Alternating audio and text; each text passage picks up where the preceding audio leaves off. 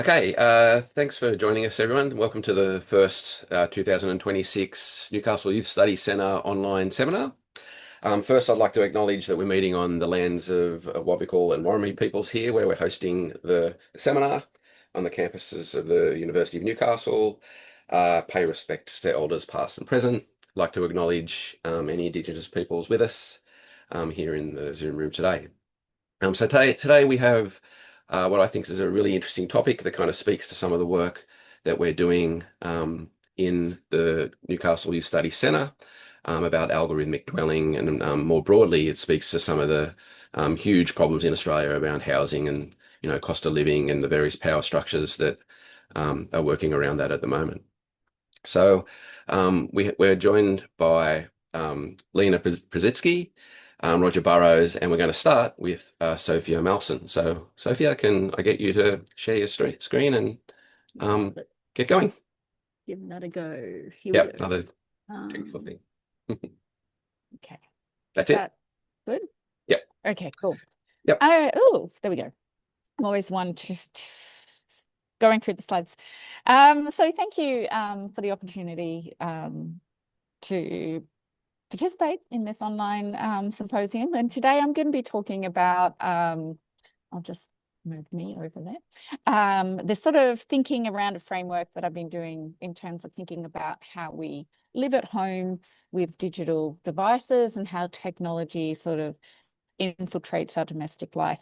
And so I'm sort of drawing on here a long history of more than human approaches in human geography and feminist studies to think about living in the home as this through this idea of cybersymbiosis, sort of referencing the way we actually make home, just don't live at home, but make home with computational devices. And the reason for this is, a lot of my work has been around smart tech in the home or smart homes, and this sort of focus on the relational through cybersymbiosis I found has been really helpful in thinking, sort of giving a little bit of depth and diversity to understanding the way that our relationships with technology play out. So go to the next slide. Yeah. So home is made through more than human relations. For example, Emma Power has demonstrated how nature influences our homemaking. She's done a great article on living at home with pests such as possums. Bronwyn Bate has highlighted the role of objects in creating home for renters. And others have shown how technologies are used to help make home through, housework, communicating with others, and leisure. And this is something that's not new. As you can see here, this is a very old idea of the sort of future tech home. This idea that we make home through things or use things to make home has been around for some time. But here I extend the more than human homemaking cultures to attend to the role that digitally networked technologies play in our homemaking practices. So I use the concept of cybersymbiosis to illustrate how we make home with our digital companions. And to do this, I draw upon the work of Donna Haraway and N.K. Hales to sort of think through our smart devices as a companion species with which we make home. And importantly, approaching these smart devices not only from a purely technical lens, but rather as technology as an assemblage of human and non-human actors, including, for example, policy, economic frameworks, labour, and so on. So tech plays one part in this broader assemblage of home. And today I want to sort of interrogate how this emerges in relationships from the good to the bad to the ambivalent. So just moving the slide. So what do I mean by a cybersymbiosis? So it's not a term that I've come up with, I'm just putting it out there, but in suggesting that homes are made through cybersymbiosis, I'm borrowing from Donna Haraway and N.K. Hales and their use of symbiosis and symbiosis as concepts to think through the ecological threats of the Anthropocene. So symbiosis means making with, and that's Haraway's term. And recognizing that nothing is ever really sort of self-generating or self-organizing. Haraway uses the sort of welding with capacity of symbiosis to show the ways in which it can unfold and generatively unfurl, self-generation and generatively unfurl and extends it.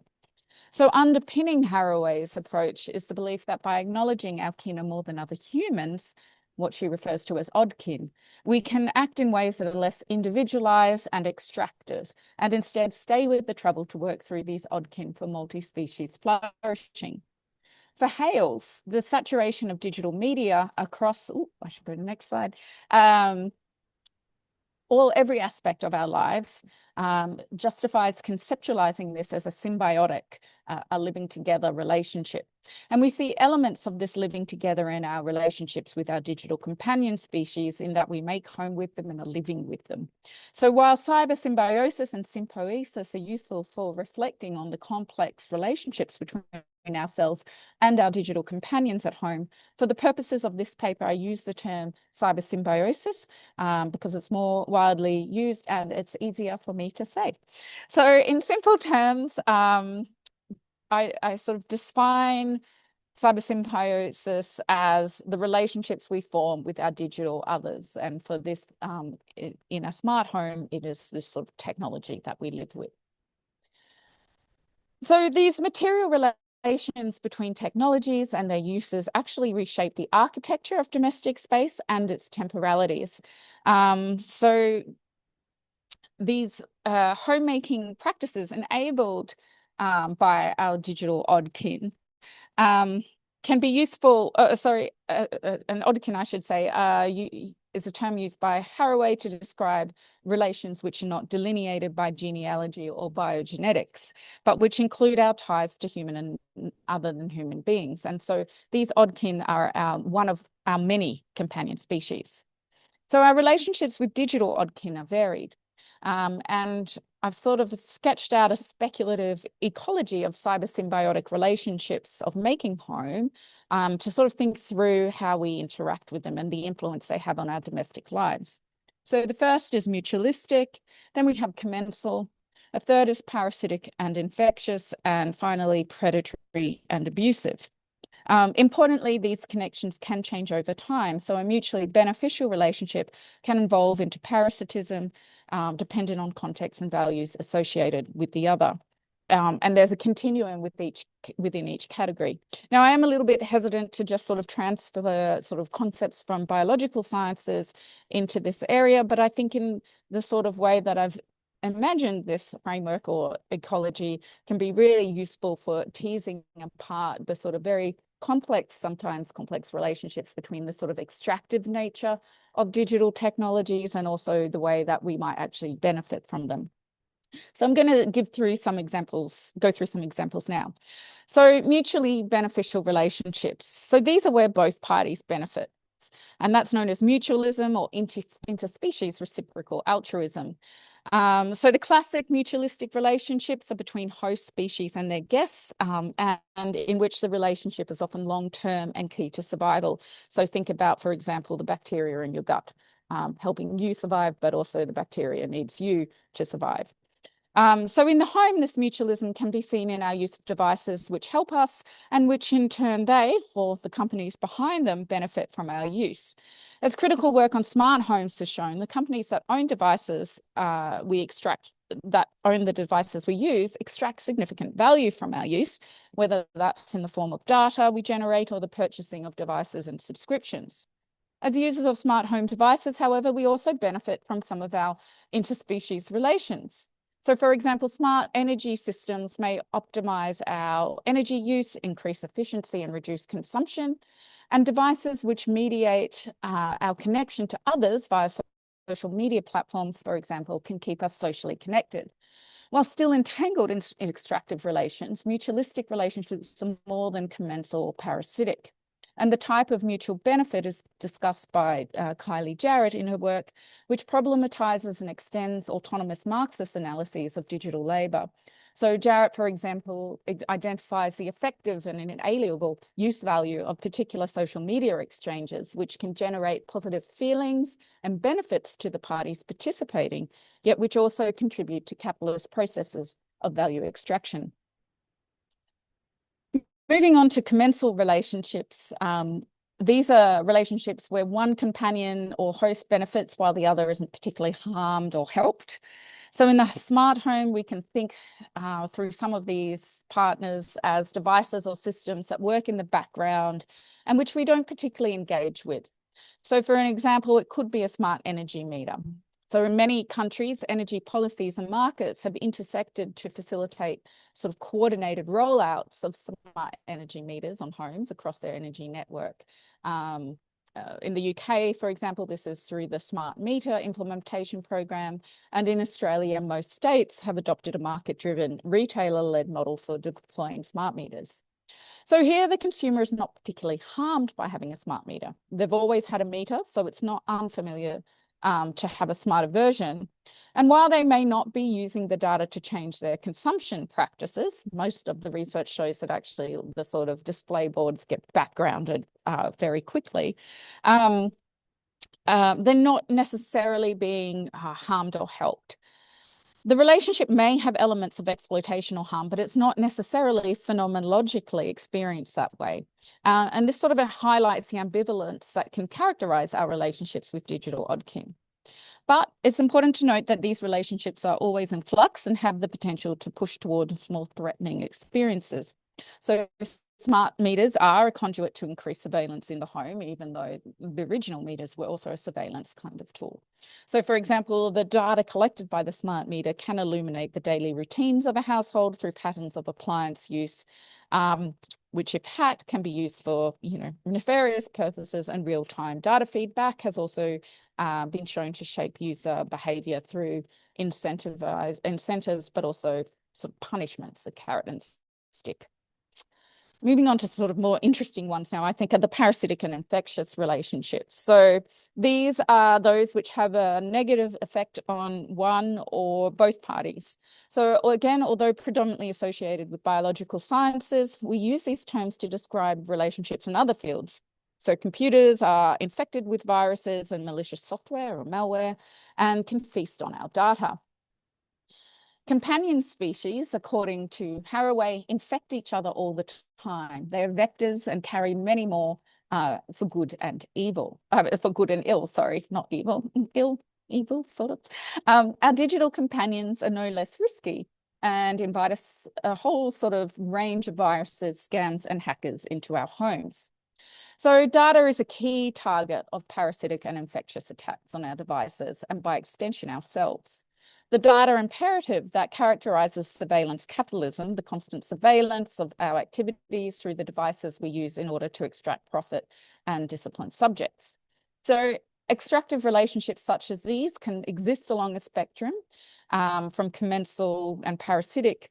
Towards the parasitic end of the spectrum, we see the emergence of malware, which represents the most significant threat to anyone with computational devices. As the number of smart and connected devices in our homes grow, so too does the opportunity for infection. So the success of parasitic and infectious strategies is apparent, with it being, it's estimated that more than 1 billion malware programs exist, and that's growing. And the type of infection, whether it's spyware, Trojan horse, bots, worms, determines the impact of the infection. But generally, they will spy, collect, and destroy data, steal personal and financial data, extract money, produce junk traffic, and so on. So in an autoethnography of the malware attack, NotPetya, Dwyer positions these malware as co-collaborators with hackers. So part of their sort of companion species they're actually doing bad work with, pointing to their more than human agencies in politics. And these more than human entanglements are pivotal for infection. And moving on finally to predatory and abusive relationships. So this sort of references, I guess in my scheme, sort of thinking about this as more overtly abusive forms. So it might occur as malicious hijacking of devices that can materialize as unauthorized surveillance and control of the home and its occupants. So there's been a number of high-profile examples of hack smart home devices. There's reports, for example, of Amazon Rings and Google Nests being compromised, with hackers having access to the device's cameras and able to speak to the household occupants through these devices. But just like in our human-to-human relationships, however, often the hijacking of our smart technologies for control and surveillance purposes is done by those closest to us. The leveraging of smart home technologies for enabling domestic abuse is increasingly reported. And there are reports of victims sort of being locked inside by smart locks, having the thermostat consistently changed to uncomfortable temperatures, having various network household objects manipulated, such as ringing doorbells and controlling alarms and lights. And these are all sort of examples of what happens when our digital companions are co-opted to work against us by those who are close to us and who represent some of the largest threats to us. So this has been described as digital coercive control by Harris and Woodlock, or technology facilitated control by Dragowitz and colleagues. And it refers to the ways in which digital devices and media can be used to abuse, harass, and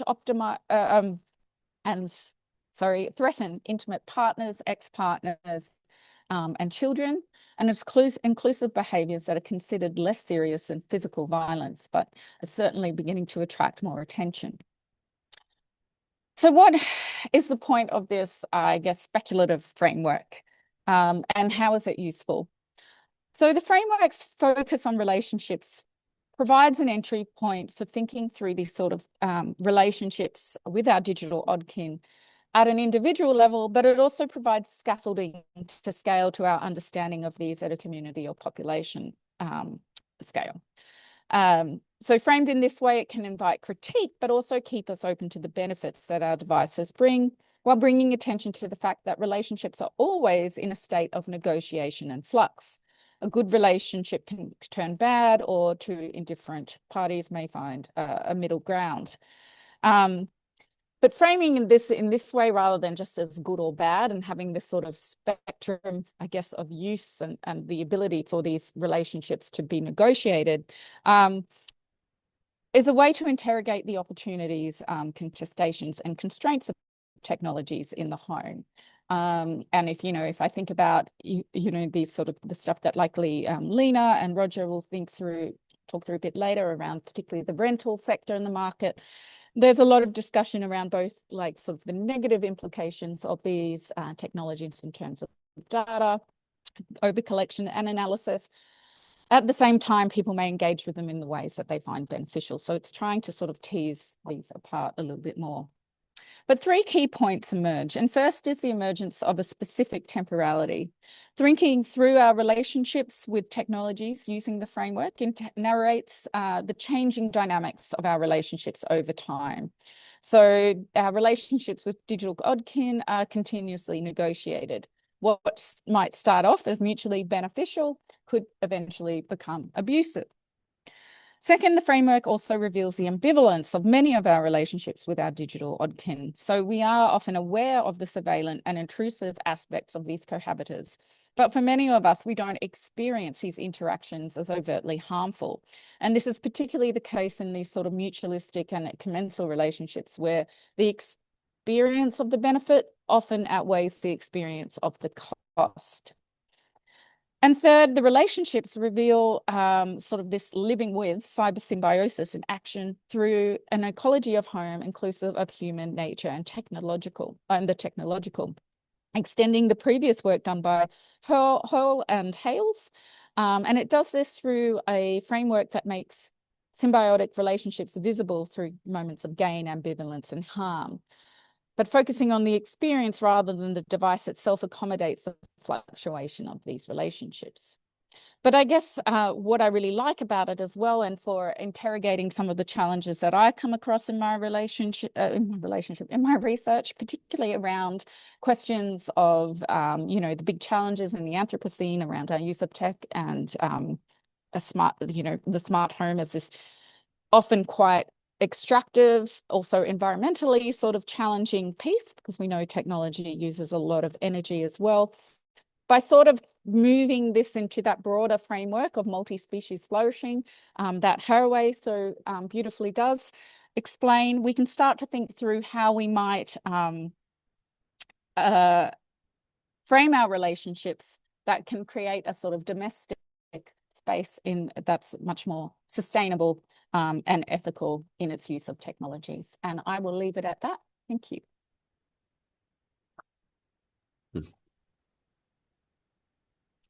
Thanks, Sophia. And very well timed. Good. Yeah. Okay, so we have a couple of questions, and they probably I can probably meld them together into the one. Mm, So like, so what is gained analytically by calling digital technologies species mm, rather than infrastructures, commodities? mm, How does the biological metaphor clarify things? mm, And like, and kind of jump off the back of that as well. Um, the data ecosystem is helpful for people to imagine interconnectedness. Um, might there be a risk that we see harmful human choices? Sorry, might there be a risk that we see harmful human choices, examples in product design or use, being absorbed within a narrative kind of natural processes? mm. Yeah. Okay, great questions.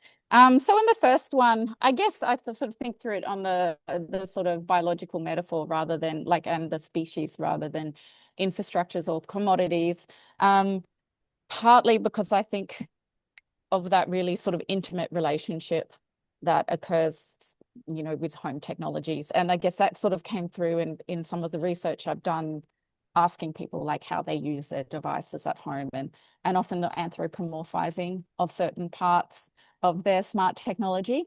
So I guess that's, that kind of work was a couple of years ago, and that's probably where I started integrating sort of Donna Haraway's work there, and the sort of species became a, a really interesting way of thinking about it through to me.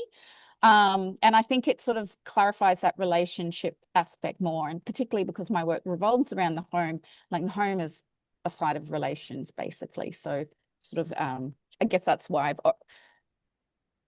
looked into it from that angle. And then being absorbed in natural processes. Yeah, I think that, I mean, that is a risk, but I think part of the value of the framework in that sense is that it makes it visible in a way rather than creating like with the narrative, like trying to say, well, obviously this is a product between, say, a hacker and a piece of tech to do this.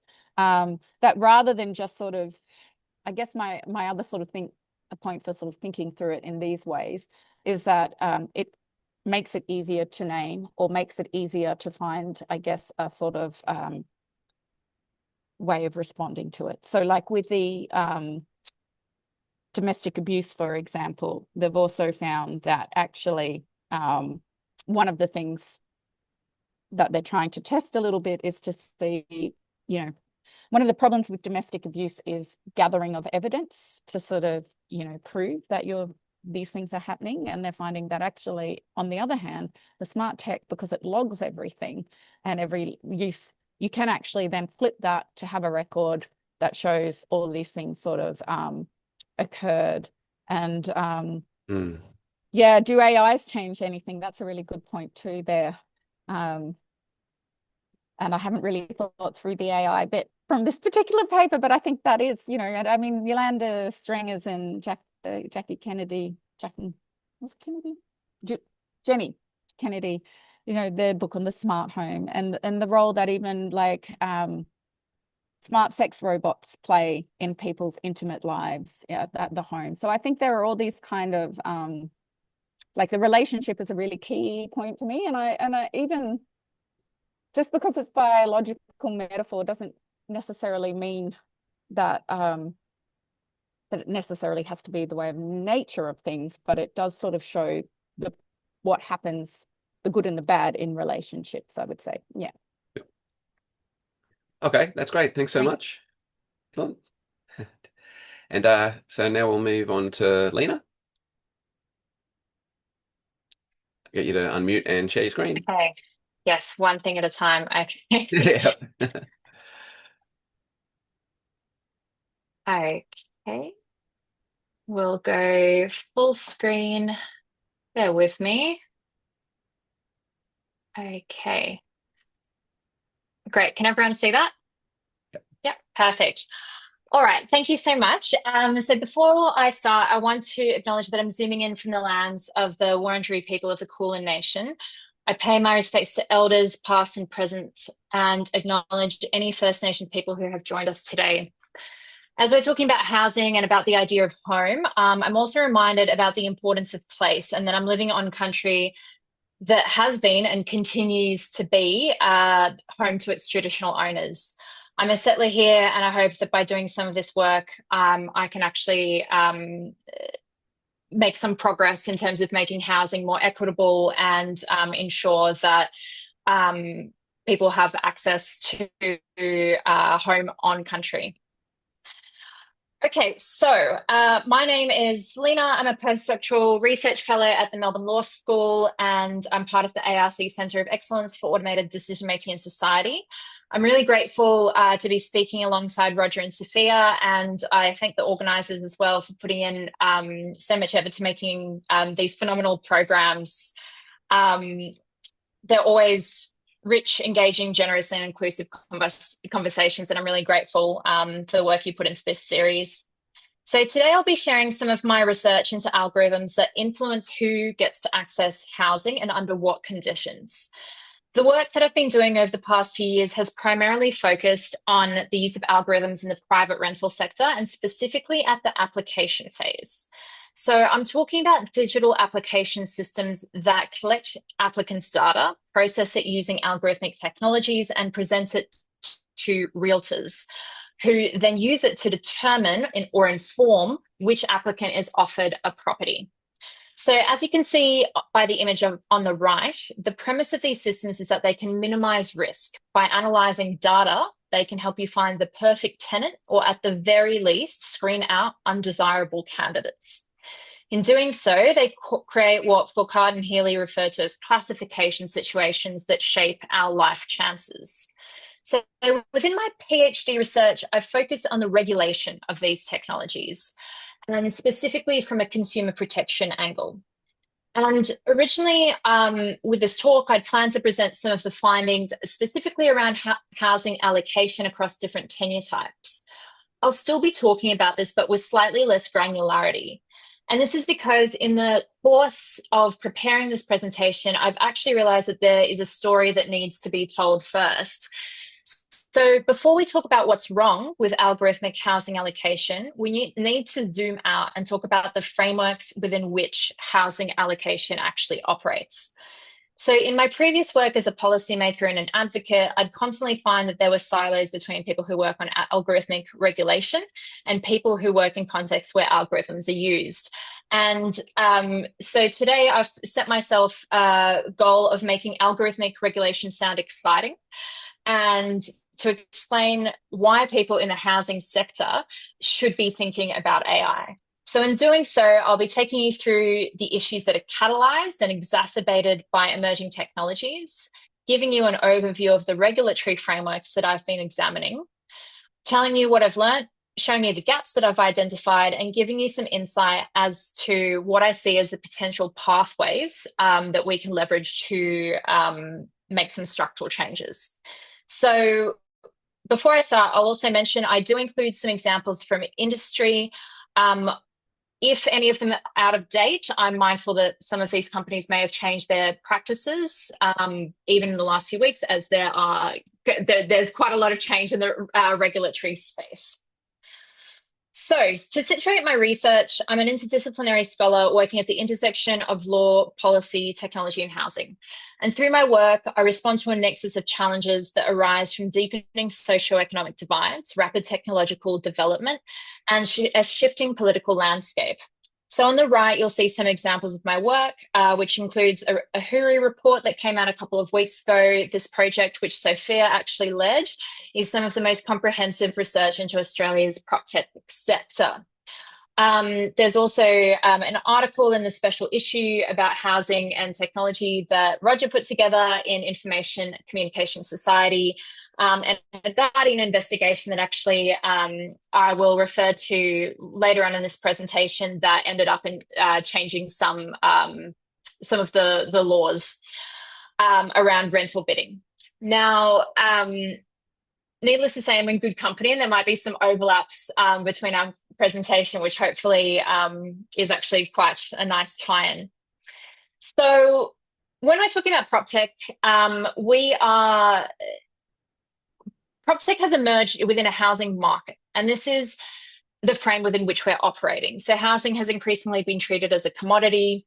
There are processes of financialization, assetization, and rentier capitalism. These are extractivist frameworks that have only been given more power as new technologies have become available at a lower cost. There's this assumption that, data is giving us more value, that by inherently datifying things, we can make new decisions. And it feeds into a logic of technological solutionism. So even if AI is part of the problem, AI is also what we need to solve it. So we have to be really, really careful about what we're actually talking about and how we define the problems, which is why I'm so interested in playing in the regulatory space and thinking about how do we actually think about the levers that we're using? What are the problems that we're trying to solve?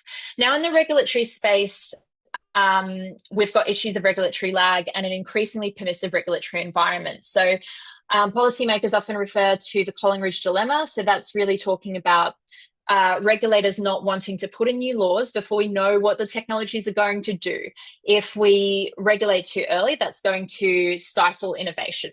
That's the real concern that is often voiced. And we've also got the pacing problem. So by the time the regulators do act, sometimes the technologies have gotten so far along that it feels like a little bit of a runaway train. How do we now regulate a market that is so established? So this is what we're working within. So prop tech is property technology, and although the earliest versions were seen to emerge in the 1980s, it really gained a lot of proliferation throughout the 2000s and the 2010s. So this is a map from 2023 from the Prop Tech Association of Australia. They're currently collating a new one for 2026. So that will likely be bigger and more expansive.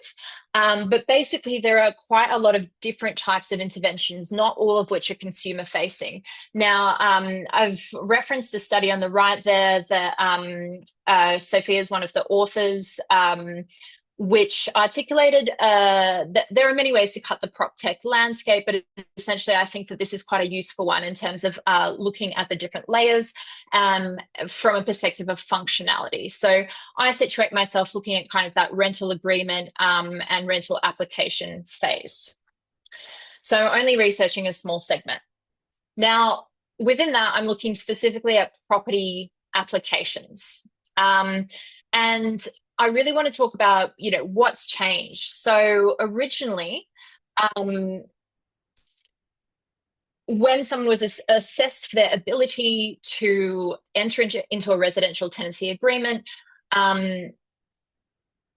people would articulate their assessment processes as trying to identify an applicant's ability to care for a property, so to look after it, and an ability to pay for a property.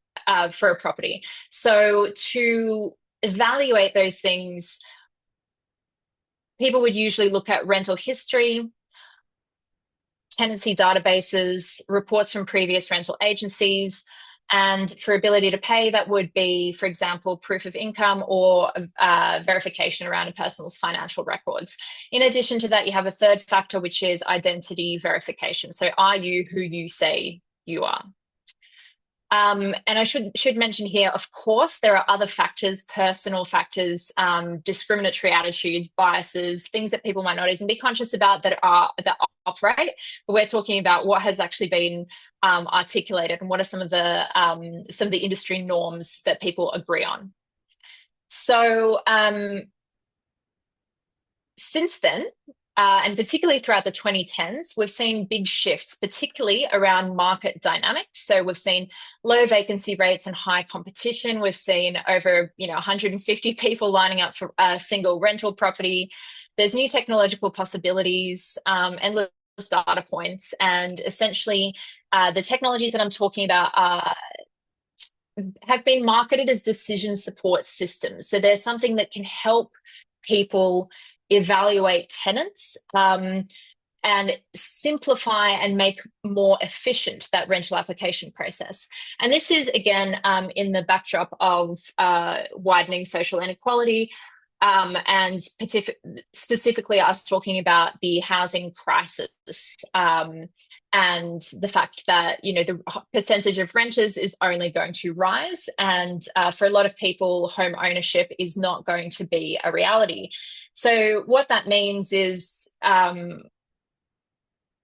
we're having a real reckoning, although not a lot is being done in the policy space to actually make sure that people have security of tenure and have access to a home that is adequate and have dignity in that relationship. There's still quite a lot of power imbalances there, which I'll talk about. So the rental application that you see on the right, that's kind of what you used to provide. So this one is still being used by an agency in Melbourne, but you can see there's some really basic information. What's your emergency contact? What's your preferred lease date, your name, your mobile number? Now, the reality that we've moved towards is that methods of application now require people to deal with digital intermediaries. And these intermediaries often trade in data. That's how their business models work. People have to enter into contracts with third parties in order to apply for housing, and they're required to provide highly sensitive information in a digital format. Residential tenancy databases, which were the tenancy blacklists that emerged as an area of concern in the 1990s and were regulated in the early 2000s, they are still operating. However, they are just one source of information. All of the things that I'm talking about today actually sit on top of them. And now applicants are also being asked to do a lot of the work. So they're being asked to pay for their own background checks, which are costs previously borne by by realtors. And more we see people getting crazy amounts of information requested. So some reported examples have included medical history, marriage certificates, student status, credit reports, social media profiles, and all sorts of personal traits and media watch lists. And then with evaluation and verification, this is where a lot of the algorithmic processes come in. So we're having automated reference processes. So one of the things that's an interesting dynamic there is that instead of calling up a referee now has to answer questions that might be multiple choice. And some of these questions are, you know, does an applicant work hard and do they come to work on time? Not that that should be relevant. And what you see on the screen there is just a couple of examples of, you know, what this looks like in practice. So you've got somebody who is highly likely to pay on time in the first example, but they're only likely to look after a property. They're highly likely to be easy to deal with. You've got Jennifer, who has gotten some endorsements from previous managers, and she's got a big tick next to her name. So she's been evaluated as someone who is likely to be a good renter. You've got an example of someone being prompted when they're applying for property to actually say, why are you suited to it? Why are you a good fit? What makes you deserve this property, really? And you've also got a pet CV, which I think is one of the more ridiculous things that people have had to do. So actually extend that moral evaluation to their non-human companions, including are they insured? Are they house trained? And providing references such as their vet and others. So here are some examples of specifically what the kind of sorting and screening process looks like. So on the left, you see an example. This is my partner and I. We applied for a property a long time ago, but we got evaluated as 49 out of 100, so below the 50% mark. Not sure what we did, but apparently we weren't worthy tenants. We've also got some profiling software that looks at personality traits. So this one, you can see there, Sam has triggered 0 out of 3 impression management flags, which means that he's probably not lied in his assessment, which is good because Sam's been honest. But unfortunately, Sam is not a very accommodating person. So not only are we talking about whether Sam can care and be accommodating, but we're also evaluating whether or not he has told the truth in providing us that information. And we've got Cubby, another provider that has a red flag feature. So basically saying, here's something that we've identified as a major concern. Now, I usually include US examples because this is something that we can look forward to if we don't intervene and properly regulate this space. So these are some of the worst ones where we have people's behavioral scores evaluated. We can predict how honest, how stable, how neighborly they are. If they don't provide us with social media accounts, no worries, we can still find them. And we can assess those profiles for things like drug-related communication, hate speech, explicit racy images, and political speech. We also see that this wonderful data matching technology can also, find someone with the same name as you and match their record. So, for example, if they've got a criminal record, you might be locked out of housing. So this kind of automated process that essentially can't really be contested. And when we're talking about this, we have to remember that a lot of the time people can't walk away, so they can't actually make choices about whether or not they use these technologies. So this is going to be the quickest ever overview of how AI systems work. So basically, what we're actually talking about, what are the systems doing? So we've got two types of AI systems most of the time. So expert systems are essentially decision trees. They're a classification tool. They're pre-programmed, they're predictable, they're rules-based, and they're consistent. So where we see some of these systems used is, for example, with triaging. And in my paper, I've got some examples of, I call this process screening, because it's essentially, has someone met a particular threshold? Now, this is often used to assess, for example, rent to income ratio. And as we know, people often refer to, say, 30% of someone's income being spent as rent as a threshold. And beyond that threshold, you're in rental stress. Now, unfortunately, if this automatically means that you're out of the running, but you can't actually afford or find something that is more affordable in your city, this is essentially facilitating exclusion. And although these AI systems can be examinable and predictable, we also see them causing great harms at scale. So this is the kind of AI system that underpinned the robo-debt scandal. Now, statistical AI, what we're talking here are things that are really, really good at pattern recognition. So we are looking at images, we're looking at one of these things is not like the other. That is what this AI system can do.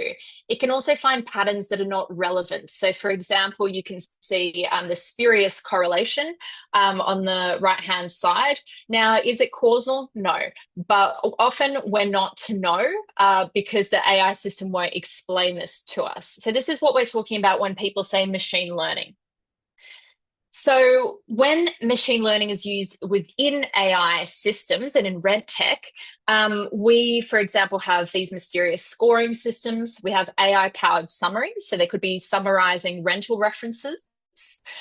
We've also got understanding tenant behavior, and increasingly, this one is adjusting the timing, tone, and message and method of reminders for the best chance of payment. So we're actually getting this AI system that's going to predict how it can harass you so that you don't fall into rental arrears. So when we're talking about AI can exacerbate existing challenges. It can also create new ones. And we often talk about black box algorithms, ones that increase opacity. Now, I don't want to fall into techno-solutionist narratives, but I also want to emphasize that AI can be used, if it's designed deliberately to do so, to increase fairness and transparency. Humans are, of course, fallible. And people embed discriminatory attitudes and processes all the time. I don't think that a human is always going to make a better decision. However, what I'm finding in this space is that ultimately studying AI and its regulation is an opportunity to confront more precisely what we think is fair. So how should housing be allocated? Who should decide, and what factors should be considered? So I want to start by saying that housing should, of course, be a human right. There is some wonderful work done by Jesse Homan, but Australia, despite being a signatory to the International Covenant on Economic, Social and Cultural Rights, has not ratified it. So if the next few slides sound not ambitious enough, this is the ultimate goal, but I'm hoping that we can make some pragmatic inroads to regulate some of the problems that we need to address urgently. Now, with current regulatory frameworks, I have been looking at some of the general purpose horizontal legislation that applies across the economy. And what's interesting is that the Australian government has actually said, no, we're not going to regulate AI as a category. So this is what we're working with. We're largely working with things like consumer law, we're working with privacy law, but unfortunately, they don't really change some of those structural problems. So unfair contract terms law doesn't prevent consumers from feeling pressured. It just means that the contracts might be slightly more fair. Privacy law, yes, it does regulate the collection of personal information, but it doesn't exactly specify how it should be applied in relation to housing. And what's more is that we are getting all of these new products, such as the one that you can see on the right, which basically sees different services and products combined. So we're seeing basically a credit product that is also a rental application system. So we're thinking about data being applied in all sorts of different contexts. And then, of course, we have these big frameworks like anti-discrimination law, but how are you going to prove that an algorithm discriminated against you? Especially, it's not going to help you find housing. So what I've actually found through analysing all of these frameworks is that residential tenancies legislation is an area that can be used to manage and address some of these problems. And this is why I'm really inviting a lot of housing scholars to kind of join the conversation, because this is really where we need to intervene. Now, why I think that this is a good opportunity is because you can see with the housing picture here that New South Wales has introduced a bill before Parliament that is going to regulate AI insofar as you have to disclose that it has been used to manipulate imagery in advertising. So that is moving the needle slightly towards AI regulation at a sector-specific level. We also have seen, prescribed rental forms, which are actually changing these processes significantly. And as well, we have seen, in a very different context, the New South Wales government, for example, consider what it is, what the role of good character and that moral evaluation, where that should be applied. Now, of course, this is in sentencing in a criminal context, but I still think that this is an opportunity to prize open that conversation and have a broader one about how we should do that moral evaluation in other sectors. So what I just wanted to say, and I'm mindful I need to wrap up shortly, but to make bigger structural changes, we need a stronger conceptual foundation. And what I found with evaluating all of these regulatory frameworks that we currently rely on is that they ultimately have a balance between private interests and consumer interests. And of course, the citizen, the human is framed as a consumer in the market. Now, to actually move the needle, I think we need a new normative approach. And this is ultimately what's going to help us determine how housing should be allocated across all sorts of different sectors, which, as you can see by this rather crude diagram, we don't have any norms as to what we actually think would be a good way to change existing processes. All we have is, some reported ideas about how it's currently done and some, identification of its inadequacy. Some things to consider is that we're operating in matching markets, and I've actually misexplained this. Matching markets are 1-to-1, as commodity markets are 1-to-many. And what we really need to see there as well is that, for example, social housing, you might have homogenous properties, you have multiple properties available. And whereas on the other hand, when you're looking at one single rental property, there are things that you can't quantify. So whether it's the community that it would allow you to access, whether it's your commute to work, whatever it might be, and these dynamics have to be considered. So ultimately, the next steps that I'll be exploring are looking at practical steps in developing a framework for essential services in the Australian market. Now, we have that already in energy. We have the Essential Services Commission in Victoria, but we don't actually have a stable definition, and we don't really embed in essential services as a consistent framework within regulation. So I'm hoping to be working a little bit as to developing that further and thinking about how that can be used to regulate housing across all of the different frameworks that I've identified, in addition to residential tenancies legislation. I'll stop there. Great, Lina. Thanks so much. Lots of really interesting things there. The level of data and the different kind of profiling is just crazy as someone that hasn't rented for a while now, like, and remembering how bad it was pre this to what it is now. So we have some good questions here, I think. The first one's like quite a straightforward one. Are there any equivalent landlord AI tech to kind of to monitor the landlord behavior if landlord has been sued, etc.? Yeah, great question. So there is a platform, or I mean, actually, Sophia would be well placed to talk about it. So I'll help. I'll pass the mic over to you in a sec, because Sophia's done a really interesting project in this regard.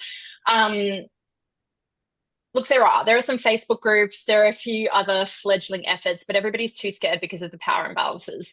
These are essentially dynamics that you don't want to put yourself out there. And what's your incentive? If you are trying to find a home and you may not have a roof over your head, there's no way that you are going to go and risk defaming someone online. And there is evidence already that people proactively, so realtors are going to these websites and checking whether or not someone has reported their previous landlord. So absolutely nothing that's working well.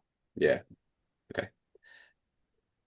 You want to chime in this? I'll just jump in. So yeah, exactly as Lina says, and there's these small ones, but it's kind of probably not in your best interest to act on them. If you want a property, we did a project with Dallas Rogers, Peter Wallison, and the tenants unions, which was Know Your Landlord, which was proposing exactly that as a sort of fictional kind of alternative where you could rate your landlord and the property. And we took that to a few places as well, like industry stakeholders, and people thought that would be a great idea, but also like it's really hard to get the data on landlords in that sense. It's quite easy on tenants because you have to provide it, but to get that is like the big question there. But I'll give back to Lina now. Really good example of the asymmetries of power when it comes to data, for sure. Yeah. So second question here is that the process is so invasive. PropTech has sprung up in many other countries as well. So is there kind of a relationship between, the availability of rental properties and competition and things like that, and some of the creep towards those technologies? Have contexts with more secure and available rental properties avoided some of these more invasive, platforms and processes? Look, definitely. I think that there's something to be said about the fact that these technologies could be built to solve a legitimate need. And Andrea Sharam has done some work here, but there are currently no market incentives to do so. There is absolutely nothing. And what these products are competing on is data and making the collection and analysis of data better than their competitors. And so what does that mean? That means intensification. That means over collection. Now, we saw briefly during COVID when the housing market was tipped in renters' favor ever so slightly, and you do see the dynamics change. So of course, there are market dynamics about housing shortage, but I also think that distracts from a lot of the conversations, because a lot of the housing problems, they are spoken about as if it's just a housing shortage, we just need to build more. Well, Partly, but we can also stop people from accumulating housing as capital. And there is also something to be said about making sure that there is procedural fairness in terms of its access. And when we're talking about, other forms of housing that's not in the private rental sector, what are the substantive outcomes that we're actually working towards? Yeah. Okay. I might save the other question in there from Julia to after Roger, because I think that might speak to a question for everyone at the end about data and that kind of stuff. And I'm intrigued about the kind of mission creep and function creep of this kind of stuff as well. So we might talk about that at the end. So yeah, Roger, can I get you to start now, please? Thanks a lot, Lina.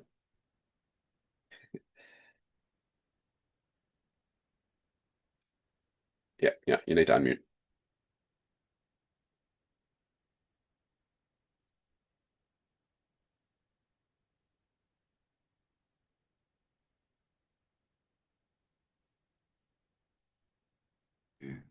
Can you hear me now? Yep. Okay, and if I share, can you see the screen? Yep. So, okay. All right. Well, thank you. I mean, some of what I'm going to say might repeat a little, which is no bad thing. I'm going to talk about envisioning mortgage futures. So we're going to move to a different tenure.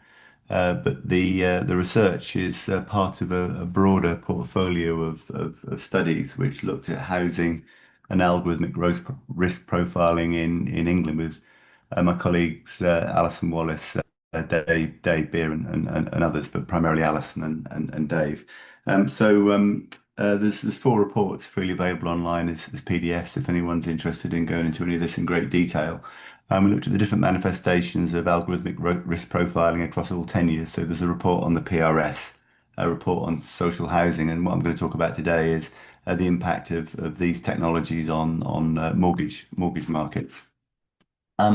Just to put it into some kind of conceptual context, we've already had a reference in the last presentation to Marion Foucault and Kieran Healy's work on classification situations, which has been further articulated in what I think is a very important book on the ordinal society.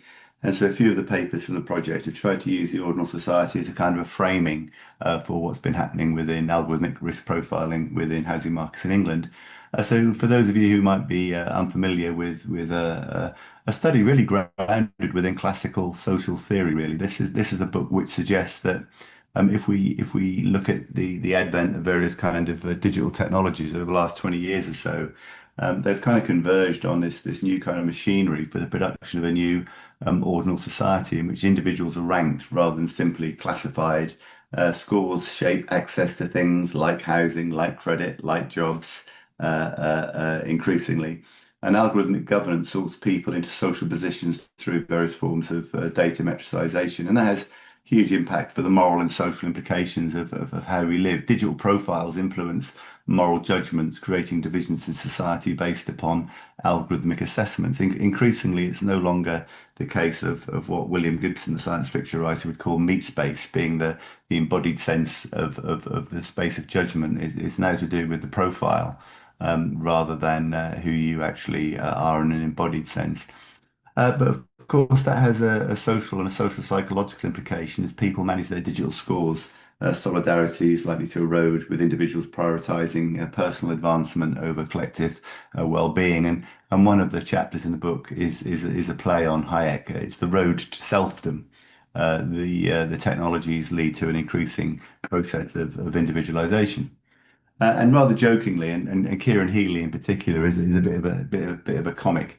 They play on the sense that here we go again with another sense of a Bourdieusian conceptualization of capital. Indeed, they say following Bourdieu, social theorists and researchers have named many forms of capital over the past 40 years, absurdly many perhaps. Do we really need another sort? Human capital, economic capital, cultural capital, bodily capital, and more besides. Each type begins with the same initial idea.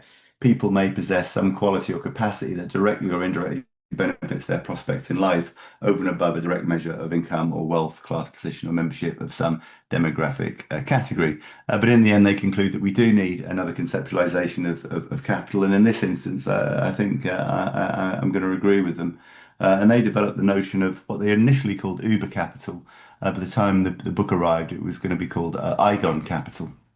So what's Igon capital and how does it relate to envisaging mortgage futures? Well, it's a form of capital derived from data traces, especially those made legible by algorithmic systems. And we've seen in the last presentation by Lina a whole series of kind of data fragments that can come together in a Deleuzian sense. You know, they form the individual that comes together in a fragmented way as a kind of representation of the self. So just think, you know, we've already got the examples, but online banking habits, transaction data, Spotify streams, what you watch on the television, scored and weighted like assets. Our everyday life metricized and scored, and not just classified, but actually ordered and ranked. So the implications they suggest in the book is that individuals increasingly get rewarded for normative behaviour, where the behavioural predictive models that are based upon training data have a kind of alignment with your own kind of Igon capital, your own score, and it penalises those whose profiles deviate from that alignment, or who lack visibility or simply aren't aware that they're supposed to manage this stuff. And they developed the idea of the emergence of what they call a lumpen scoritariat. Those people pushed to the bottom of the ordinal scale, excluded from access due to low quality, insufficient or non-compliant data. Your snug score might be an example of that. But I think this kind of framing, which can be applied to so many different aspects of life, including, of course, our own academic practices, works particularly well when we come to think about housing. The study was carried out in England. I won't bore you with the details about the housing market in England. It's not much better than it is in Australia. But just a couple of things to say about the owner-occupied sector, because owner occupation in the post-war years did peak, especially under Thatcherism. But the last 20 years or so, rather like in Australia, the PRS has become far more important. The aspiration of many young people to enter the home ownership market is severely curtailed. Owner occupation is roughly now about 65% of all households in England. About 35% of those are outright owners of a certain age. Just under 30% are mortgagors. But we've seen a big growth in the private rented sector, a stabilization, I suppose, in the social rented sector. But as you know, we saw a big shift in tenure under the right to buy as more and more of the social rented sector entered owner occupation. The country is variable. London is a country unto itself. A much greater private rented sector in London, much greater proportion in social renting. But in the rest of England, owner occupation constitutes around about 68% of the housing stock. So we've had some stability in owner occupation, with an aging population paying off mortgages and a shift towards renting in London. And as is well known, we're at the very cusp. We're in the middle of what will be the biggest transfer of housing equity across the generations that we've ever seen, as those outright owners are dying off. Huge equity transfers across a generation. Unfortunately, far too late for many people who haven't yet entered owner occupation and who haven't had time to have children and to have a life and form families. But they'll be receiving large sums of capital even after capital gains tax, even after inheritance tax in their 50s. Now, the study, Finding a Place to Live in an Ordinal Society, was really a big undertaking and took a couple of years. And it's a interdisciplinary project across anthropology, geography, social policy, sociology, and we had a computer scientist on board as well to help us with Bayesian statistics and understanding the kind of algorithms that were being constructed in the sector.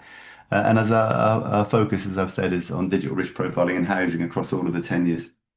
So the data set, essentially a qualitative data set, we interviewed 23 technology firms who were developing the apps.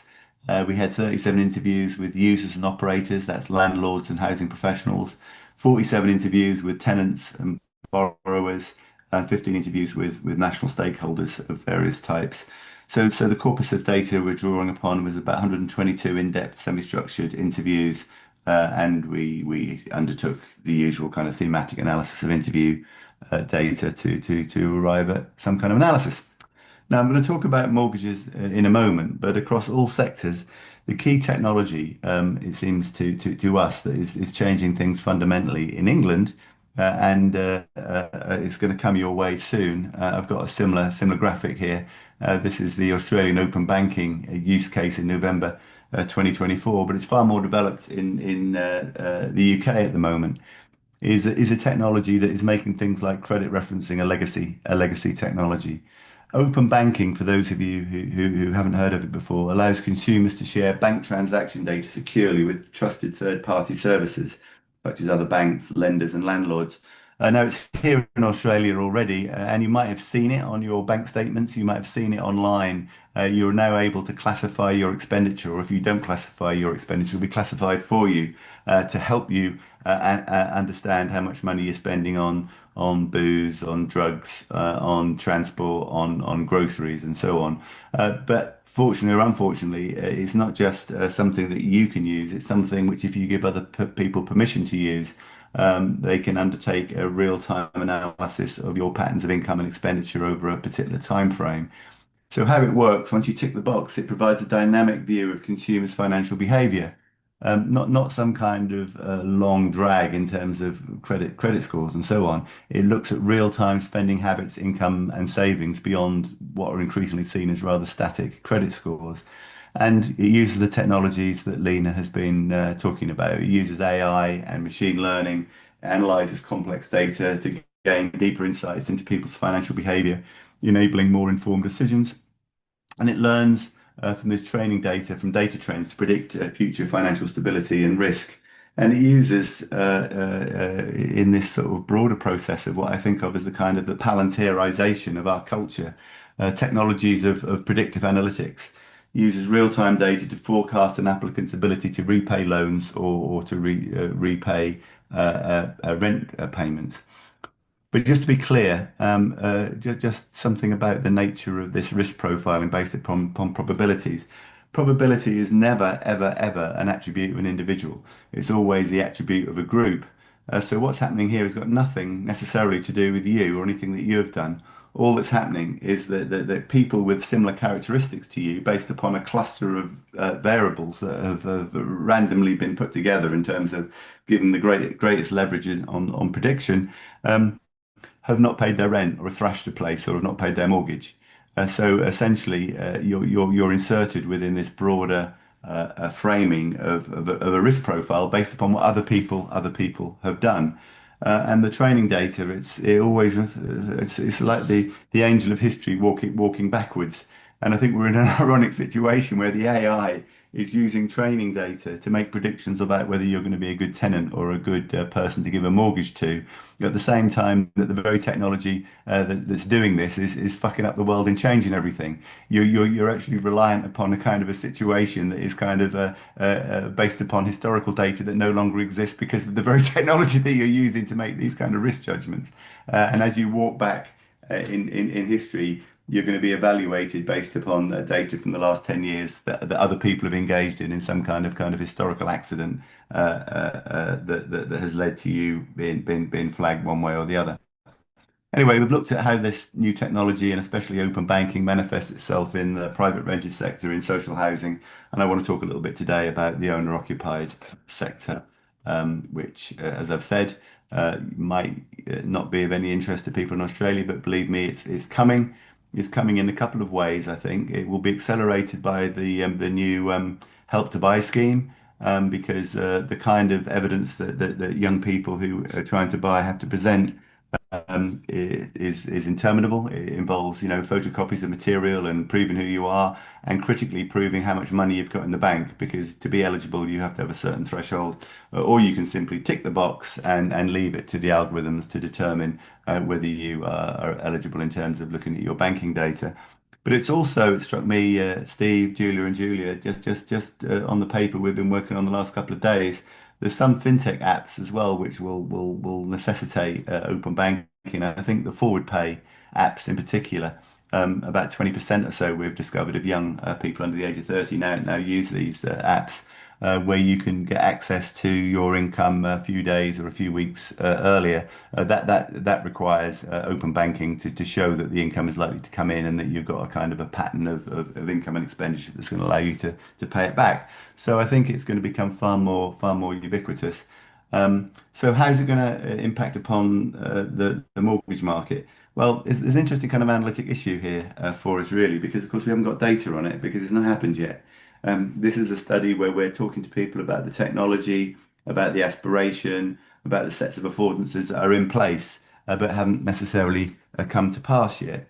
We've interviewed mortgage brokers and we've interviewed mortgage underwriters who are very, very troubled by many of these developments because their work will change. So what we've tried to do in this paper, and it's coming out in Housing Theory and Society, God knows when, end of the year. We've tried a speculative frame. We've tried to look at the work of urbanists who have tried to use kind of storytelling or kind of a speculative fiction to try and think about a grounded sense of what the future might hold. So we've got all of this interview data, but we're trying to project it forward and thinking about the technologies that might come to be. So a couple of books that we've drawn upon for kind of conceptual inspiration has been Mark Graham and his colleagues' wonderful collection of short stories, How to Run a City Like Amazon and Other Fables, a series of short stories by researchers trying to think about smart city technologies, or Rob Kitchen's book on data lives, but also just looking at the kind of the speculative turn, looking at people like Luciana Parisi and the notion of speculative fiction, I suppose, to think about whether we can tell some viable stories so that we can be attendant to what we're just about to move into. So I'll end by just taking a couple of kind of attempts at vignettes. I mean, they're carefully constructed vignettes which try to give a temporality to what is likely to happen, to think about the technologies that are available and the kind of the regulatory frameworks that might come into being. So I'll end just with two or three instances. So we'll begin with where we are almost at the moment with the invisible buyer. And some of this I'll be interested to think about whether it applies to an Australian context or whether it's just something that would only happen in England. So we're going to begin with the invisible buyer. Round about 2028, we think this is possible. This is Sam, and he is 28 years old. And he applies for a mortgage through a neobank online. And the neobank uses a recently integrated AI-powered risk scoring to assess applicants. The neobank promises decisions within minutes with a sophisticated AI underwriting engine behind the scenes. The system uses machine learning algorithms trained on vast data sets of other people who have or have not paid their mortgage, analyzing both traditional financial metrics and alternative data sources like ratings from gig work apps, because Sam works within that sector. It's trained to find patterns and to explore potential borrowers into clusters based upon lending potential. Explainable AI models ensure transparency and regulatory compliance, which has the effect of easing uncertainties in the sector and facilitating the rollout of AI. The AI is said to inform the decision by providing an initial outcome that needs human confirmation, but it's very rarely changed. Sam earns a steady income from the gig economy platforms. It does food delivery, car driving, and buying and selling electronics with quite reliable weekly payments. And he's highly mobile in his work and draws income from varied sources. But that income fluctuates depending on variations in demand and seasonal differences in app use behavior relating to the consumption of food, transport, and shopping. And despite being proven over time, his income, however, remains irregular and varied, so lacks the consistency and stability of a salary job. And the AI flags his application due to high frequency income fluctuation and non-salaried status, marking him as a higher risk. Categorized as economically fragile within a kind of a typology, a geodemographic sensibility. His application is rejected instantly with no opportunity to appeal, which is, is deemed as an objective calculation. Within wider changes in forms of employment, this scenario shows how gig economy workers like Sam, whose income is dependable but irregular, are often excluded from mortgages. Rigid algorithmic systems that rely on stable salaried income patterns overlook the financial stability of some gig workers, raising concerns about fairness, inclusivity, and the limitations of current risk assessments. So the point I've already made, it's trained on historical data, It doesn't have a probability that it can apply to Sam. It has to calculate it based upon the probabilities of that particular group, based upon people who have similar characteristics to Sam, who have not paid their mortgage or who were a risk in some way, and he will have that risk profile attached to him. And he's simply not eligible, and no human oversight as such. We've now got an example of the tidy file household. I won't go into it, but it makes the point that Foucault and Healy make about the necessity to actually try and align your Eigen capital, your risk profile, with what the expectation is within the system. So that's a scenario where Naveed and Hana try and present themselves through careful data management in a recursive way to make themselves eligible for a mortgage. There's another example of what we call the proxy profile, and another one about the downgraded borrower. But I'll take us really to the limits of where we feel we can make some judgments about the use of new technology. So we'll end with the credit-worthy flat share and the networked risk family scenarios. So the credit-worthy flat share, we think around about 2030, 2031, this becomes feasible. Jordan and Riley are long-term flatmates in their early 30s, and that they're able to apply for a mortgage using a fintech platform that integrates open banking data and machine learning. This is a non-traditional household. They're not married. They're not parts of the same family. They're independent people who have come together within this particular household. And historically, it's been very difficult to get mortgages for people in that situation. But this platform now analyzes their history of synchronized rent payments, matched financial behaviors, long-standing house accounts and how they're linked, assessing them as a low-risk joint unit. The phrase joint unit is regularly used to point to both integrated finances and the spreading of risk. So the providers are trying a new application of AI that no one finds places which finds applicants and puts applicants into clusters, but that also automatically produces new groupings and new labels. This is a technology that can also use GIS and GPS systems to actually look at where they are and making sure that they're in the same house. The final one I'll talk about today, really inspired by some of Julia Cook's work, really. But I think we're saying 2033. I think this could happen more early. This is Aaron, who's 33, and he faces mortgage rejection online due to past missed payments. But the lender's algorithm is able to assess not just his personal credit history, but all the financial stability of his entire family, including extended members, using a network-based risk modeling system and intergenerational liquidity analysis. That wider network is analysed in parallel to build a picture of the familial financial network and Aaron's access to money through that family network now and in the future. The system also evaluates the density of family ties, considering interactions and connections and the closeness of relationships demonstrated through interaction and travel data. It factors in the wider financial commitments of family members to measure their collective economic capital. And Aaron, who is a bit of a waster, but he benefits from his parents' strong credit histories and his affluent siblings' financial records, which help him secure mortgage approval, with them acting as formal legal guarantors. So this is now a networked evaluation. The risk is no longer just at the individual level; it's at the familial network, family level. And so what this involves is a formalization of family risk assessments, such as considering extended family assets and how they could benefit together financially. And it's also the beginnings of models that allow existing equity to be extracted in increasingly innovative ways to allow certain people access to mortgage funds. The final one, 2035, is the kind of the Spotify scenario. The idea that within predictive analytics, a whole series of different data sources, for reasons that are unclear analytically, come together and form kind of intersectional, higher order interaction effects that become predictive. And listening to certain sorts of music, streaming certain sorts of movies, in of themselves aren't of any interest, but when they're combined with other pieces of data, they can form very, very strong predictions based upon other people's payments of their mortgage with similar characteristics. So what I'm trying to do here, I suppose, is to try and think through a series of kind of scenarios all of which have in common open banking, predictive analytics, and more data accruing to these predictive analytic systems that will change people's likelihood of getting a mortgage. What, of course, is unclear is that the systems themselves don't know what kind of data will be useful in making those predictions. It's not as if routinely you can, as you can with credit scores, roughly know what it is that you need to do in order to get yourself into a particular position. So I'll end there.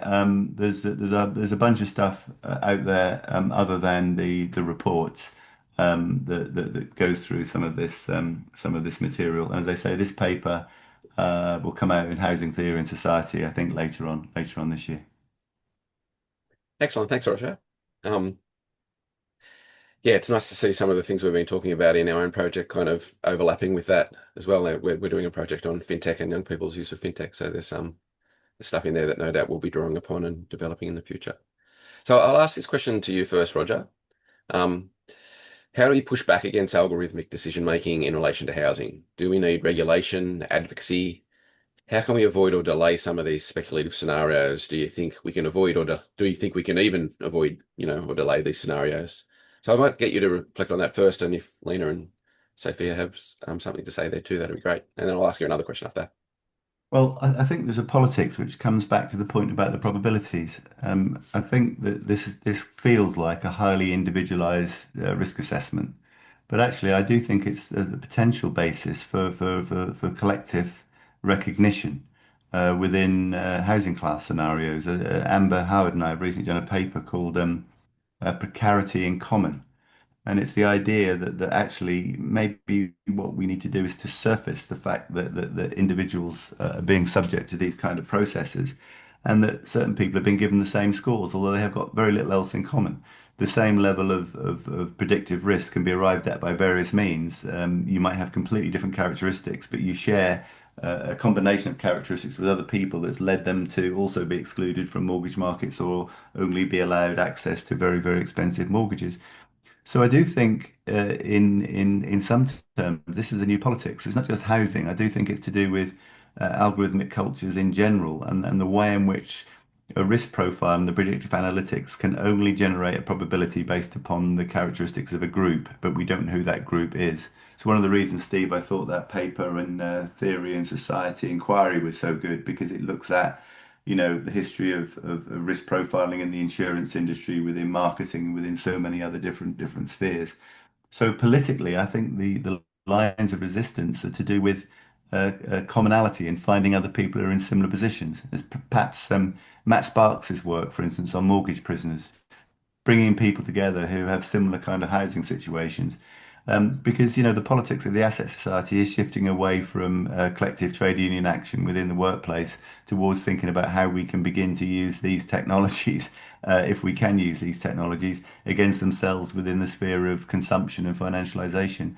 And we don't often think about kind of collective action within that sphere, but maybe collective action in the sphere of financialization is what we need. How that happens, how we bring it about, I don't know, but I imagine we could play around with some of these technologies which would allow people to find each other who had been similarly subject to these processes. Yeah, so Fourcade and Healy, for instance, kind of talk about that, don't they? There might be some kind of politics around people sharing similar scores that, don't necessarily share the same demographics or class, race, gender positions. Yeah. Which, I don't know, I feel kind of dubious about, but also feel like it probably makes sense as well. Yeah, look, we've got to hang on to some semblance of hope, because the situation is pretty dire, because the same process, and I seriously think we should start calling it the palantirization of culture. It's the same process. It's just grabbing data with no sense of whether it's going to be predictive or not. And if you put it into a machine, if you put it into an AI and machine learning system, you've got enough of it, something will come out that will generate value in terms of being able to make risk assessments in terms of the sorts of decisions that you make. Lina and Sophia, have you got a comment on that? Yeah, I've got a lot of things to say. I think, firstly, the example that Roger gave with the open banking, one thing that we can do as a thing is really look to other economies. And I'm really grateful for the Code Encounters project, because that's what I've been using in terms of being able to articulate what risks could be coming here. So that has been essential work. In terms of how we push back against algorithmic decision making, and I guess also in the financial sector, this is, I guess, why I'm thinking that the essential services concept will be so useful, because what if we've got a rejection of housing as a human right in the near future? We've got a rejection of algorithmic regulation, so the technology is the regulatory target. So basically, we're saying we are going to distribute essential services through a market, but we have some acknowledgement already, for example, recent amendments in the Privacy Act that are going to require disclosure when there is an automated decision made around something significant. So there is a shift towards saying, well, when an algorithm does something, maybe we should draw a line around it. And so this is something that, is a bit more developed in Europe. This is something that I really think could be a viable option for us to actually say, well, there are some things that we just cannot use these predictions on. If you're talking about my access to I don't know, a discretionary item at whatever price, because you saw online that I had purchased something at a similar price point, that is not the same as determining my access to housing or insurance or banking. And the other thing that I will say as well is I'm working on a paper that's looked into kind of the background check industry for hiring. And what's been quite interesting is that in the US, this is all kind of being regulated under the same sector. So it was credit providers, so credit scoring, and they've been providing also employment background checks. They've been providing tenancy checks. We've got this really piecemeal regulatory system, and that it hasn't accounted yet for the fact that we've got this idea of collecting our histories and predicting our future, becoming increasingly integrated across industry. So I think that is something that Roger really demonstrated nicely, and we've really got to have a reckoning about that. But I think we've also got to be careful of the performative function of the work that we do.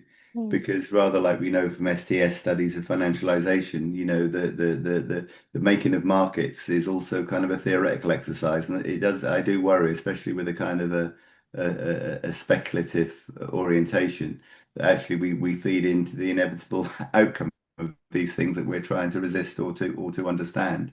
So I think there is a it just strikes me that the head of the London Stock Exchange is a sociologist, and she has a PhD in science and technology studies of finance.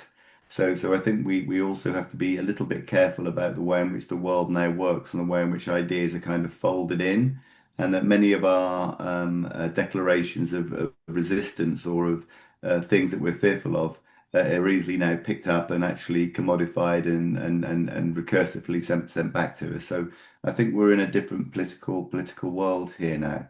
But I think you're right that actually the kind of the policy transfer about systems of regulation is going to be absolutely key. And if we can find good examples anywhere in the world about these things being prevented or being moderated or mediated in some way or other, maybe we should have a global outlook on these processes. Didn't Alex Karp study under Habermas? He did, yeah. Like talk about the clashings of the life worlds and stuff. It's a pretty good example of it. Yeah. Sophia, have you got a? Yeah, I mean, I'm not much to add. Regulation and also collective action, and I think as Roger says, we do have to maintain some point of hope. And currently I'm at Australian Housing Researchers Conference, and one thing to be mindful of is I think so the shift we've had over the last 5 years, for example, around tenancy rights, back in 2020, no grounds evictions were only one state or territory, I think in Australia, prevented no grounds evictions. Now pretty much the majority of them do, within certain frameworks. Obviously you can still, but I think part of that pressure to shift that, and which is what I almost think it's maybe one of the things around the sort of algorithmic decision making is that it's affecting middle class people now. Absolutely. And when it only affects lower socioeconomic, there's not a political sort of will. They're like, well, that's not, why would we care? And I think, and this is where the collective action comes into it, I think that broader effect, when people see it impacting them. And as you say, it could be completely different scenarios. So you might be from a very respectable middle class household, but something is preventing you for it. Then I think you start to see more pushback. So given that there doesn't seem to be much on Australian television other than Reno shows or buying and selling houses, love it or leave it, or location, I mean, it would be marvelous if, rather than just doing the aesthetics of all of that, and then whether you can sell it as a competition, an idea for a show might be, here's 5 families have all been rated the same kind of, thing. How's that happened? Actually looking at the machinery behind that. I think people would find it entertaining. That would be a fascinating program. But you as long as they could do a renovation. They could do a renovation, but you could do it in terms of what sort of renovation was possible, in terms of what sort of mortgage they could gain, in terms of the underpinning finances of all of that. I think it would be quite an interesting way of actually, bringing it into popular cultural forms in a way that people could really understand. But I think it has to be things that people find engaging in terms of popular culture, and for it really reaching into people's lives so they can understand what's going on. Great point. Yeah, I mean, it's interesting in the sense that the real estate agents as a profession often ranked, the lowest in terms of trust in society, down there with used car salesmen. Yet, real estate property is such an important central kind of thing in popular culture. There's a very weird mix of status going on there in terms of how this stuff works in our culture. Like, in reality, there's all these terrible trusts, but on reality television, there seems to be this kind of interesting kind of entertainment symbolic value on these things. If Scott Cam, for instance, started talking about this stuff, things would change. No, Probably not in his interest, but No. But I do think people, and it's interesting. It is often middle class and upper middle class families, and it's only when their children, start looking for somewhere to live, that there's a sudden realization that their own lived experiences doesn't really speak to the situation that young people now confront. So it's clearly generational, but the also, I think, the necessity to think reflexively about the recursive nature of everything that we do in terms of this accruing of Igon capital will result in outcomes in the future that people simply not aware of. Why can't I get a rental? Why can't I get a mortgage? Well, you did something 6 years ago that has marked you out as being a risk.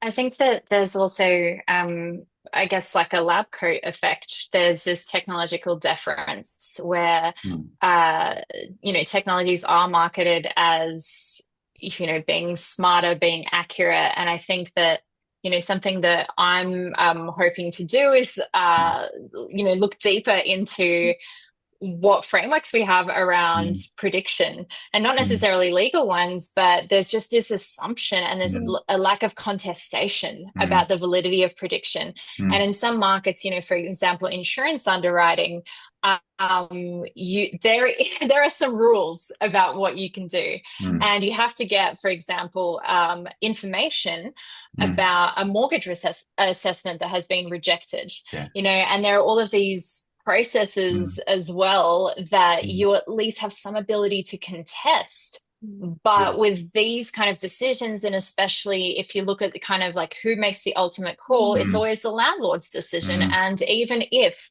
they have relied on a completely faulty assessment, they can just explain it away by saying the person wasn't suitable. I mean, I think that's part of the problem, right? The power imbalance between tenants and property managers and landlords. It's like, no matter, even if you can sort of say, well, we'll try and take the bias out, it still comes down to a personal decision for the landlord.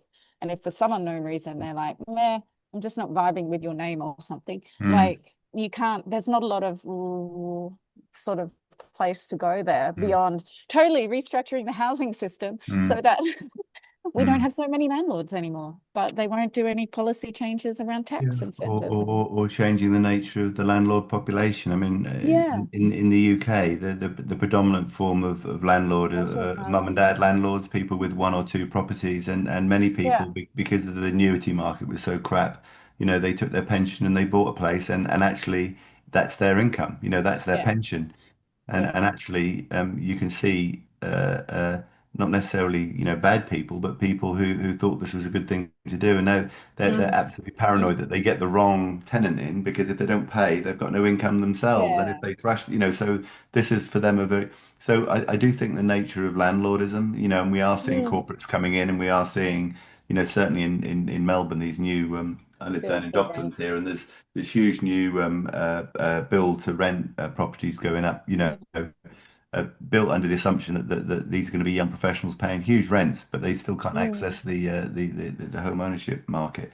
But I do think some serious work on landlord populations wouldn't be amiss. But I think so.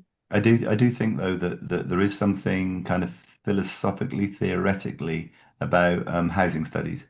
It's really boring. No one wants to do housing studies. It's really policy orientated, and it's very different to urban studies, which is all kind of theoretical. And I worked in both spaces, and they're very different traditions, very different theoretical framings. But we're in a situation now, it seems to me, that ontologically, within the asset economy, if we take it even half seriously, that housing has a kind of an ontological prioritization over work.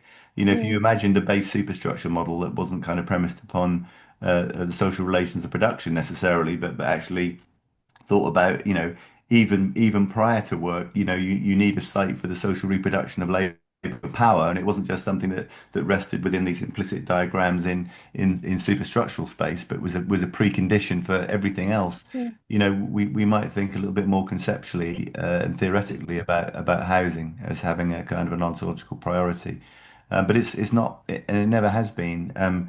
Trendy or exciting as a field of study within the social sciences, within the Euro-American world, and I think that really has to change. I think it's fundamentally important, but it requires a far deeper conceptualization and the engagement of people who aren't just doing this. Isn't to decry this sort of work, but there's more than just doing policy work. There's a lot of that. It needs a proper theoretical conceptual understanding of the role of housing markets within social systems. Yeah. Okay. I oh, sorry. No, you go first, Lina, and then I'll. I was just going to say, well, I think this is why I feel very fortunate to be able to, collaborate with folk like you, because coming from a policy background, yes, I want things to have that practical implementation, but my work would be nothing without the theoretical underpinning and actually the conceptual development or the, perspectives on that lived experience. And I think that, I'm very excited to see more of those collaborations, because I also think that some of the policy dialogue also sanitizes the problem. This is again taking it back to, it's a housing shortage. Well, this isn't a market. This is safety. This is community. This is so much more. Yeah, and it's not. It's the housing shortage. It's a supply issue. It's such a problematic statement in itself, as a because even I think we were talking about some numbers this morning, that even if we were to get it to the rate where they say we would have enough, we would have to build 250,000 dwellings a year for 20 years just to maintain at the rate in Australia. That's not going to happen. And there is a lot of supply. It's just the way it's distributed that is, slightly problematic. And then do you mean all the empty houses? And also, basically, and distribution of where things are geographically. So I think, it's Roger's right. We need a bit more of a focus in really conceptually and theoretically interesting ways of understanding housing. And back to the landlords. In Australia, obviously, predominantly it's mum and dad landlords. We look to places like the UK still going, well, you still have quite a high percentage comparatively of social housing, community housing, different problems. But one of the sort of debates also around these more corporate landlords or sort of housing providers is that compared to the mum and dad landlord, it is often a lot easier to maintain the building. So that's the other thing when you're looking at rental quality, you know, mum and dad landlords have no incentive to maintain or provide, you know, repairs in the way that a corporate landlord does. Interesting. One thing I wanted to mention was I've been reading, so I guess the justification for residential tenancies legislation was the poverty inquiry and specifically like the Bradbrook report in 1975.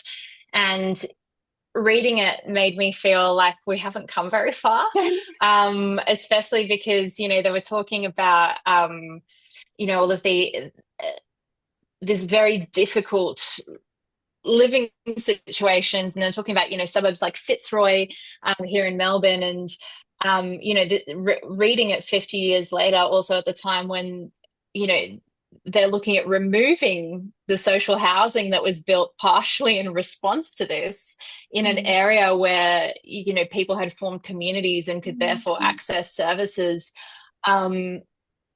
I just thought if this was published today with a few formatting changes, this wouldn't seem crazy.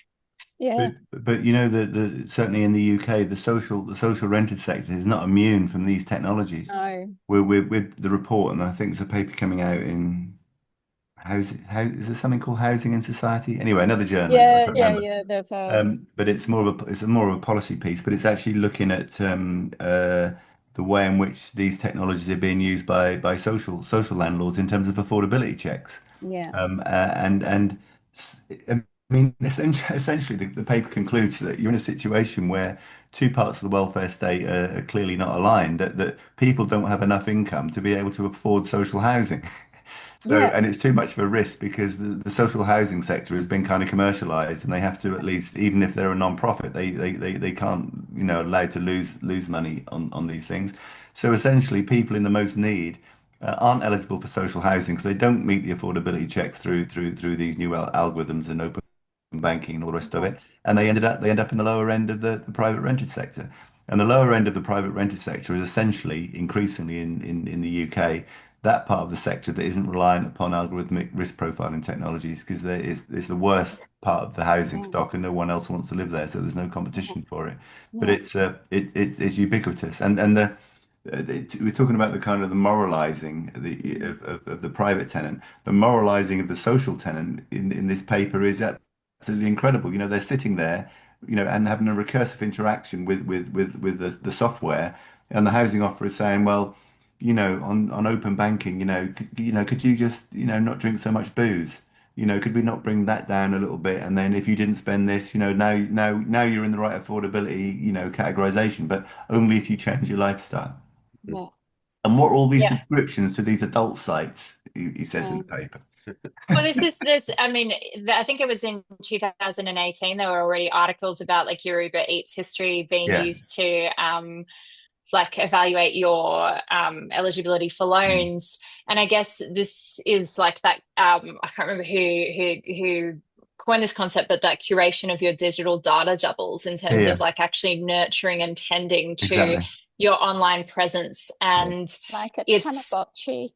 Like a Tamagotchi, but it's you know, it's that self-surveillance that you're actually then embodying and doing the work. Exactly. That these companies are doing.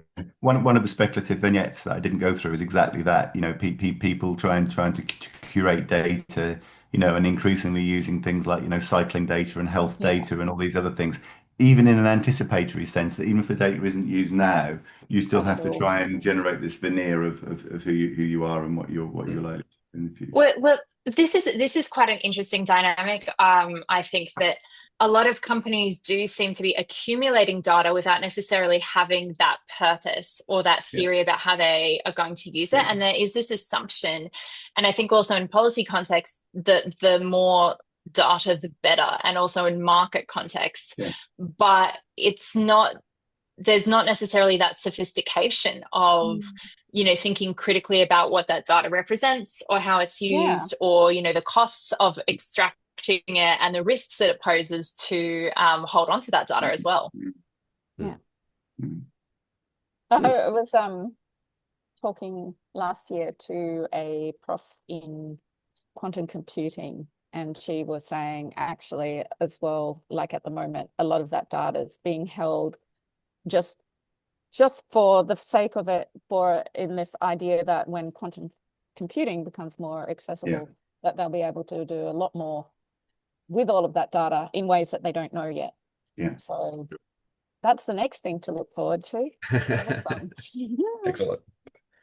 Yeah, well, Palantir has just won the, well, not just, but in the last couple of years, won the contract with the UK NHS to do predictive analytics on all the NHS data, including biomarkers. Mm. So, we are in a problematic political situation in relation to this.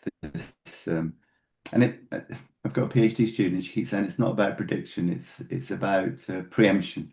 They're interested in preemption analytics, about being able to make interventions to prevent something from happening. To move it around. I mean, it's like an acceleration of Deleuze's size of control. I mean, it would be amazing to bring him back and